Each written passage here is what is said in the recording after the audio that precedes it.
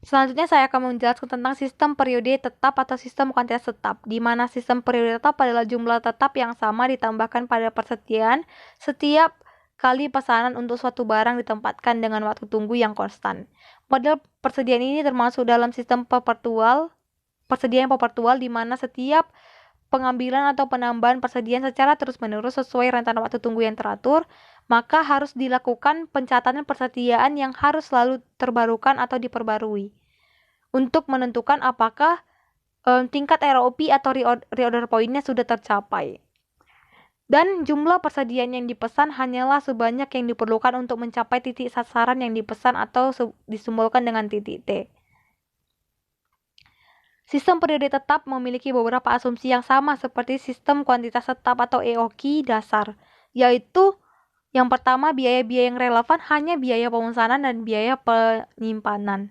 Yang kedua adalah waktu tunggu diketahui dan konstan atau periode tetap.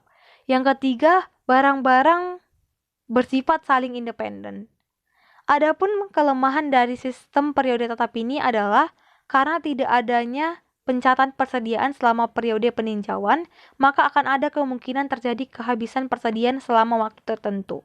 Nah, untuk mengetahui penjelasan tentang sistem periode tetap lebih lanjut, perhatikan gambar grafik berikut ini.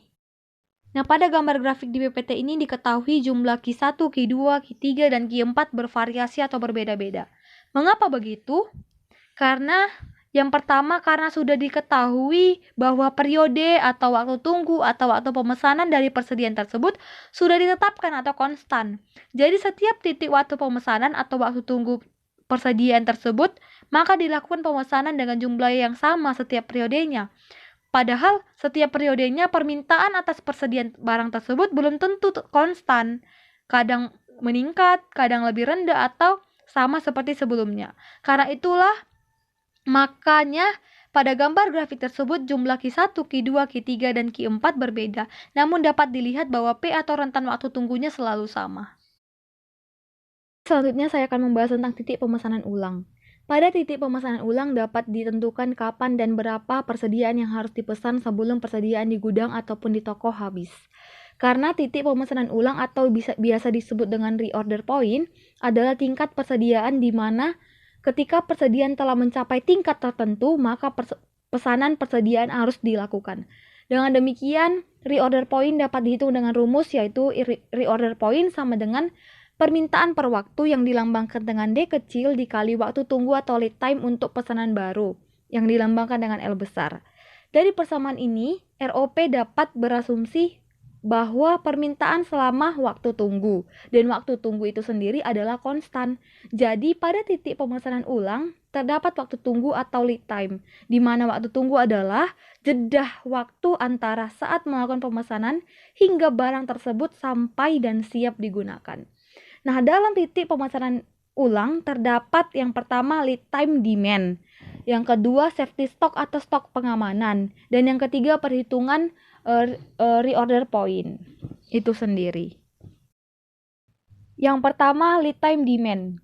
Lead time demand adalah perkiraan jumlah persediaan yang dibutuhkan atau yang dipakai setelah lead time yang dapat dihitung dengan rumus lead time demand sama dengan rata-rata pemakaian dikali lead time atau waktu tunggu. Yang kedua adalah safety stock atau stok pengamanan. Stok pengamanan adalah jumlah barang untuk mengantisipasi kemungkinan terburuk. Kemungkinan terburuk yaitu kekurangan persediaan atau bahan baku atau barang yang ingin dijual.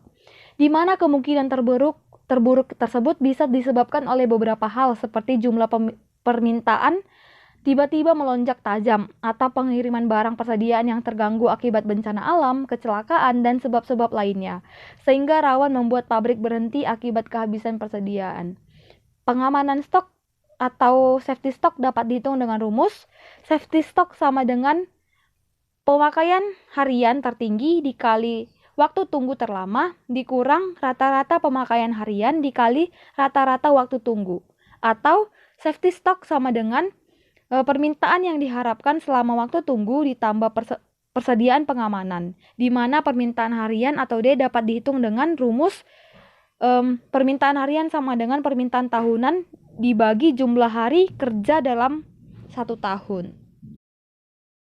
Nah, untuk memahami lebih lanjut tentang safety stock, saya akan memberi contoh kasus perhitungan safety stock. Diperoleh data dari PT Indofood bahwa rata-rata pemakaian persediaan periode pada kondisi normal adalah 5 unit. Namun ada kalanya naik signifikan pemakaiannya menjadi 7 unit, sedangkan waktu tunggu standar biasanya adalah 2 hari. Namun jika ada gangguan, waktu tunggunya bisa sampai 3 hari. Maka dari itu untuk menghitung safety stock dari PT Indofood tersebut adalah safety stock sama dengan pemakaian harian tertinggi dikali waktu tunggu terlama dikurang rata-rata pemakaian harian dikali rata-rata waktu tunggu. Kita masukkan bahwa safety stock sama dengan 7, itu adalah pemakaian harian tertinggi dikali waktu time terlamanya 3, dikurang rata-rata pemakaian hariannya 5, dikali rata-rata lead time-nya atau waktu tunggunya 2. Maka safety stock sama dengan 21 dikurang 10, dan safety stock-nya adalah 11 unit. Yang ketiga adalah perhitungan titik pemesanan ulang. Perhitungan titik pemesanan ulang berguna untuk menentukan berapa jumlah persediaan yang tersedia di gudang agar perusahaan harus melakukan pemesanan kembali sebelum kehabisan persediaan. Untuk mengetahui lebih lanjut tentang titik pemesanan ulang, mari kita lihat gambar grafik di PPT ini. Pada gambar grafik terdapat titik key, di mana titik key adalah jumlah persediaan yang paling optimal atau yang paling maksimum yang ada di toko, di gudang, atau yang ada di perusahaan, yang dapat disimbolkan dengan EOQ. Dan pada sumbu vertikal yang kedua terdapat titik ROP atau reorder point, di mana reorder point adalah jumlah persediaan yang tersisa di gudang, yang pada saat itu juga perusahaan harus melakukan pemesanan persediaan ulang. Nah, pada titik A, pada sumbu horizontal, titik A inilah waktu pemesanan persediaan tersebut dilakukan. Dan pada titik B ini adalah waktu di mana persediaan tersebut sampai di gudang atau di toko. Dan jarak antara titik A sampai ke titik B adalah waktu tunggu atau lead time. Dan pada bagian warna hijau ini adalah besar atau banyaknya jumlah persediaan yang harus dipesan kembali. Dan pada garis biru tersebut adalah slope kemiringan, di mana kemiringan tersebut disebut juga dengan permintaan unit per hari. Lebih jelas lagi, saya akan menjelaskan tentang contoh kasus titik pemesanan ulang. Dari data PT Sari Roti diketahui jumlah persediaan maksimum atau EOQ-nya adalah sebesar 988 unit dan jumlah unit yang dijual atau diolah per minggunya sebesar 247 unit. Serta waktu tunggunya pesanan pembelian tersebut adalah 2 minggu. Maka berapakah besar reorder point-nya dan berapa jumlah unit persediaan yang akan dipesan ulang? Maka untuk mengetahui jumlah reorder point dan berapa jumlah unit yang persediaan yang akan dipesan ulang adalah kita harus tahu dulu rumus ROP-nya, di mana rumus ROP adalah permintaan waktu per minggu dan waktu tunggu. Permintaan per minggunya adalah 247 unit dan waktu tunggunya 2 minggu, sehingga ROP sama dengan 247 unit dikali 2 minggu sama dengan 494 unit. Lebih lanjut tentang contoh soal kasus di pemesanan ulang, mari kita lihat gambar grafik di PPT ini. Pada gambar grafik ini terdapat ROP-nya adalah 494 sesuai dengan jawaban pada soal. Dan waktu tunggunya adalah 2 minggu sesuai dengan yang diketahui pada soal. Dan waktu tunggunya selalu sama pada setiap pemesanan ulangnya. Dan key-nya adalah 998.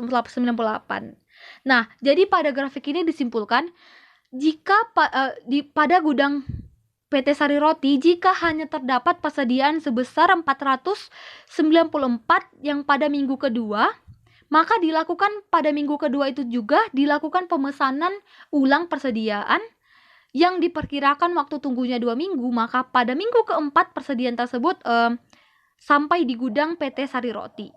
Dan begitu seterusnya. Nah, berapa sih jumlah pesanan persediaan ulang tersebut dilakukan? Yaitu sebesar bagian warna oranye tersebut, yaitu selisih antara 988 dengan 494, yaitu sebesar 494. Jadi, jumlah yang akan dipesan ulang kembali yaitu sebesar 494 unit. Sekian penjelasan dari kami, mohon maaf jika ada ketidaksempurnaan materi dan sampai jumpa.